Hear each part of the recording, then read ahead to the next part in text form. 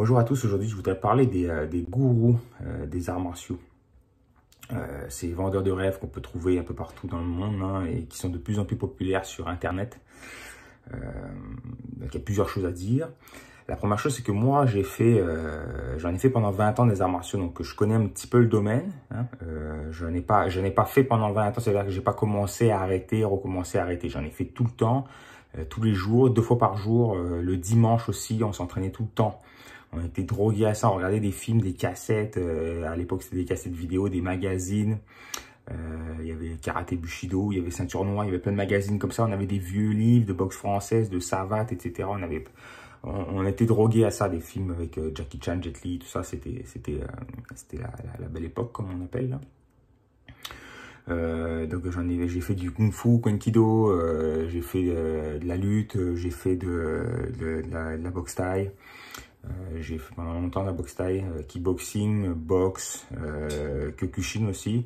J'ai combattu dans différentes disciplines, à différents niveaux. Ça ne veut pas dire que je connais tout, parce qu'on ne connaît jamais tout dans la vie, mais j'aimerais parler de mon expérience. Donc, quand vous voyez quelqu'un qui vous vend du rêve, si vous pratiquez quelque chose devant un miroir sans jamais vous confronter au réel, les arts martiaux, c'est pas ça. Les arts martiaux, c'est un art de défense, de survie.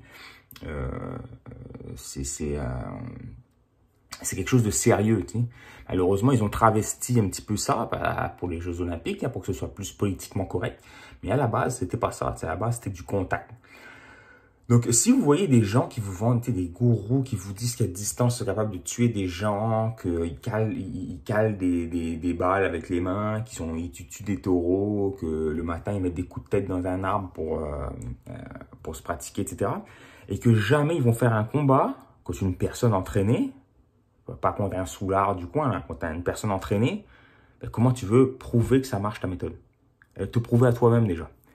Parce que la vérité, ça fait mal. Tu sais. Parce que les gens confondent le récit et le réel. Le récit, là, moi aussi j'aime ça le récit. Hein. J'ai été baigné là-dedans.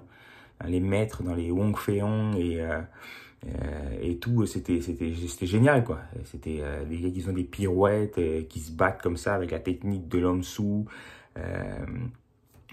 Tout ça, j'ai vu ça. Hein. J'en ai vu moi aussi, j'adore ça. Hein. J'ai des arts martiaux, des mangas. Mais la réalité, c'est pas ça. Ça s'appelle du récit. C'est beau, c'est pour enjoliver l'histoire. C'est pour que ça rende ça beau. Ah, oui, tel maître a fait ci, tel maître a fait ça. Il a tué 5000 personnes, jamais personne ne l'a touché. Bon, c'est beau, c'est les récits. Le réel, c'est quoi? Quelles sont les disciplines récurrentes qui ont prouvé à haut niveau? Parce que ça, faut voir aussi. Faut voir qu'est-ce qui se passe sur le terrain, dans la cage, dans le ring, qu'est-ce qui se passe. C'est toujours les mêmes choses. Boxe thaï, kyokushin, boxe, debout, kickboxing aussi, de debout, c'est ça qui revient. Après, lutte, judo, ça c'est des trucs aussi qui ont prouvé. Au sol, jiu-jitsu brésilien, c'est dur à faire mieux, quoi. C'est dur à faire mieux. Il y a d'autres choses, je pense, il y a du pancrace, il y a d'autres disciplines, du sambo, etc. Il y a d'autres disciplines qui sont intéressantes. Je dis pas que tout est mauvais dans ce que j'ai pas cité, parce que c'est sûr que bon, tu peux pas. Si ton but c'est de t'entraîner à tuer des gens, tu peux pas forcément tuer des gens à l'UFC. Mais l'UFC, jusqu'à preuve du contraire, c'est l'endroit où il y a le moins de règles et qui se rapproche le plus possible d'un combat de rue. Donc c'est ça qui prouve le réel ou pas. Est-ce que ça marche dans la cage? Est-ce que ça marche quand quelqu'un est entraîné? Parce que comme j'explique, on se bat contre quelqu'un, on essaie de faire ça égal. Donc l'adversaire en face de soi, il est entraîné, il est prévenu comme moi. Souvent, il n'est pas prévenu à temps, mais il est prévenu comme moi. On se donne rendez-vous dans une cage, dans un ring, puis on se bat. Puis là, on regarde c'est qui a raison, qui c'est qui a tort.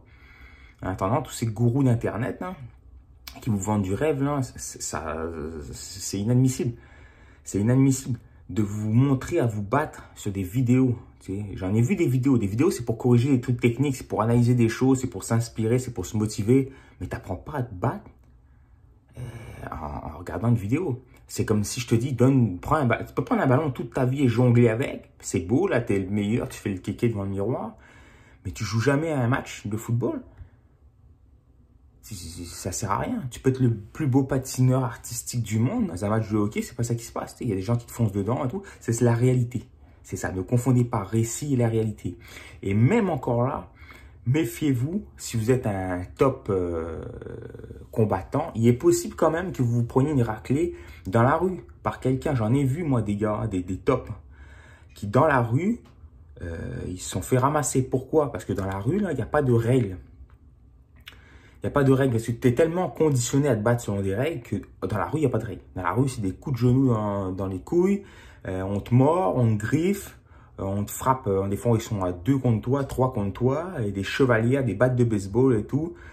C'est ça, la rue. Il faut frapper. Ça se finit, c'est souvent celui qui frappe en premier qui a l'avantage. Ça se finit souvent par terre. Donc, si toi, tu es le champion du Tao, du Wushu et machin, puis qu'à terre, on te met par terre, tu fais quoi? Ah, tu sais pas faire. Tu sais pas faire, c'est ça, t'es baisé. Donc, il faut faire attention. Donc, il y a plusieurs choses à se rendre compte. C'est que si on vous vend des arts martiaux, c'est bien pour la discipline. Ça donne une discipline à la personne, ça améliore la coordination. Donc, si vous avez un enfant qui fait des arts martiaux, etc., c'est très bien. Parce qu'il va apprendre à bouger dans son corps. Il va travailler plusieurs filières énergétiques. C'est très artistique, c'est très beau, c'est très culturel aussi. C'est des cultures millénaires comme ça qui sont transmises de génération en génération. Ça apprend, comme j'explique, la discipline. C'est beau, c'est culturel, c'est génial, etc. Mais des fois, ces arts martiaux-là, ils ne sont pas réalistes. Réaliste, ça veut dire concret, combat. Si vous voulez vous prouver que ça marche vos affaires, je ne vous dis pas d'aller vous battre dans la rue parce que c'est interdit. Mais allez vous confronter, allez voir ce que ça donne vos affaires. Vous faites du taekwondo ou peu importe quoi, là, allez-y. Ça se peut, ça va marcher. Ça se peut, vous avez un bon coach, vous a appris des bonnes choses, vous a appris des techniques plutôt à l'ancienne ou un truc qu'on fait moins maintenant parce qu'aujourd'hui, il faut être politiquement correct, comme j'ai expliqué. Il faut que ce soit olympique, il faut que ce soit joli, il faut que ce soit beau.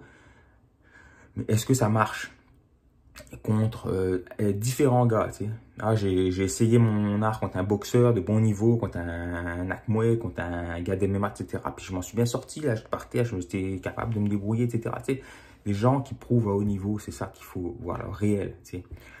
Donc les vendeurs de rêves, là, qui se croient beaux devant les miroirs avec leurs beaux kimonos, tout, vous êtes, sérieux, j'aurais honte à votre place parce que vous trahissez l'esprit même de l'art martial qui est l'efficacité. Okay. Il y a l'artistique, le côté art, il y a le côté martial, discipline, puis concret, réel. Okay. Idéalement les deux, mais des fois c'est pas beau, mais ça marche. Okay. Donc faites attention. À vous, salut, bye.